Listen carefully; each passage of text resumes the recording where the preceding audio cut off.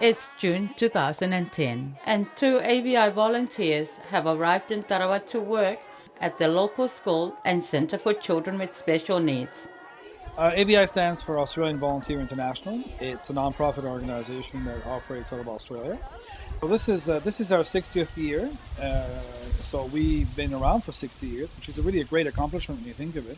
I mean, we've been sending volunteers overseas to different countries for such a long time. So you guys are worried about your English?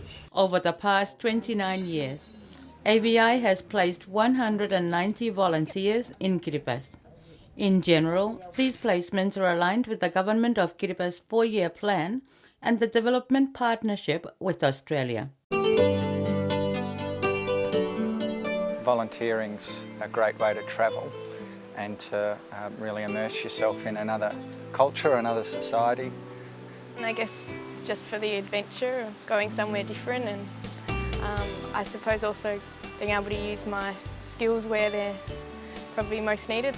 But yeah, a big part of it is just the life experience as well. Most volunteers have shown a real willingness to adapt, but it is inevitable that any newcomer will face a period of change and adjustment. Even some of the facial gestures that Kiribati people use, like raising their eyebrows to say yes, took me a long time to work out what that meant. To be honest, we're a bit overwhelmed initially.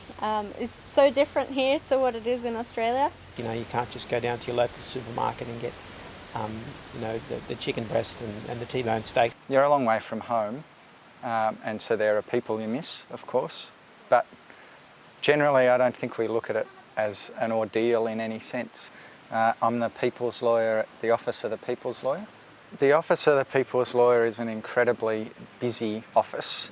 Per capita, Kiribati is a very litigious society. There are a few lawyers only.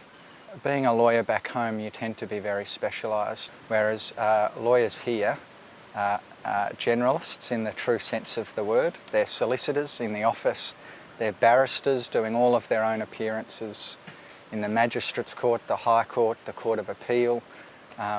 So the breadth of legal knowledge required here is much broader than the breadth of legal knowledge required to be a specialised practitioner at home. But the greatest difficulty that is posed by an English legal system operating in a non-English speaking country is that a majority of the practitioners speak English as their second language. So for them, they stand up in court and make complex legal submissions on complex legal principles in their second language. It's an incredibly difficult task, and I don't doubt that from time to time they feel like they haven't been able to express themselves as well as they could have if they were speaking in their first language.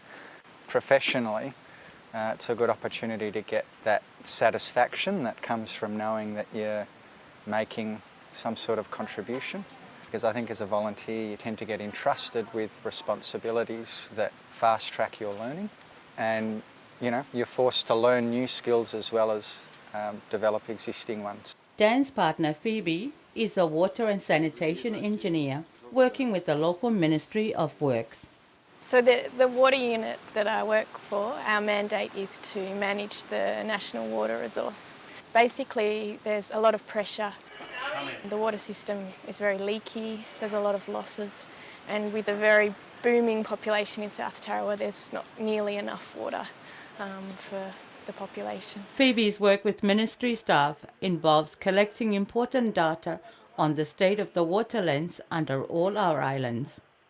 This precious storage resource is very vulnerable to upward pressure from high tides and lengthy periods of drought. At regular intervals, Phoebe's colleagues from Works come to measure the thickness of the waterlands in Beso, the most heavily populated island. Each of these tubes goes down a different length and enables the staff to work out how thick the waterlands is. So our mandate is really to try and manage that water resource so it's protected, it's not overdrawn, becomes saline, and just to keep an eye on how things are going.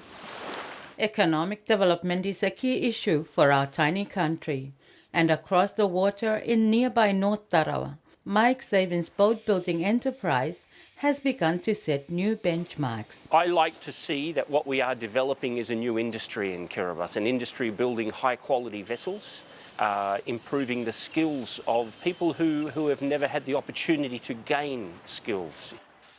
We have now exported 5 high quality pleasure craft to the Australian market.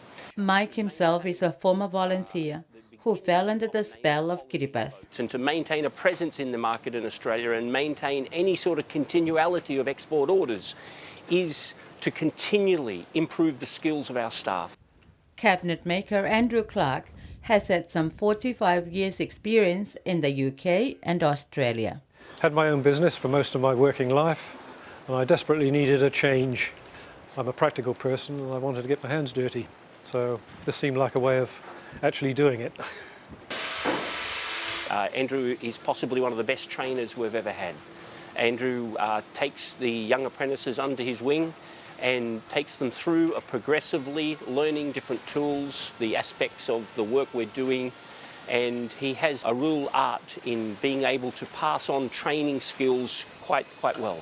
Rocky? They really are great guys to work with, and they will have a means in their own right of earning an income and generating dollars for this country. But also, if they decide to leave this country, they will be employable by an employer elsewhere. In more recent years, other volunteer organisations have been working in Kiribati. Since 2008, Australian Youth Ambassadors for Development has placed 12 volunteers.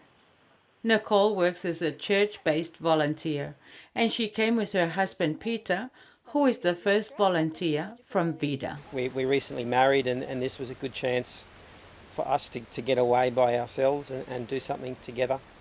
Peter brings his IT skills to the Kiribati Institute of Technology, an organisation which is very central to Australia's support in the upskilling of young Kiribati for the future. The amount of computers that are in at KIT to run that efficiently, a current challenge that we're overcoming here by the training and providing the education so that I have a counterpart and after I leave that can be maintained. We met Tully at the beginning of the film when she arrived in the country. And here at the School for Children with Special Needs, she's nearing the end of her 12-month AVI posting. It was felt that perhaps children who are deaf could not learn to read and write, because if they can't hear the sounds, then how can they read it on a page? So hopefully I've been able to enable the staff to understand the importance of literacy for deaf students. So that's probably the main legacy I hope to leave behind. Deafness is often referred to as a very lonely disability. That's why I've been trying to do sign language classes. I do it for the staff, but also within the community, and also parent classes. And that's been fantastic. A really good response from families, because previously they couldn't talk to their children. The reason why I volunteered, I really like the idea of that reciprocal relationship, of being able to share skills and knowledge, but also, I've learnt so much from people here. So I've also improved in my skills as a teacher, and so it's fulfilled what I hoped it would fulfil, this reciprocal thing. Just by being put into a situation that is unfamiliar, that is challenging, that is just so raw and real. At her final farewell, Tully pays the staff and students an ultimate compliment.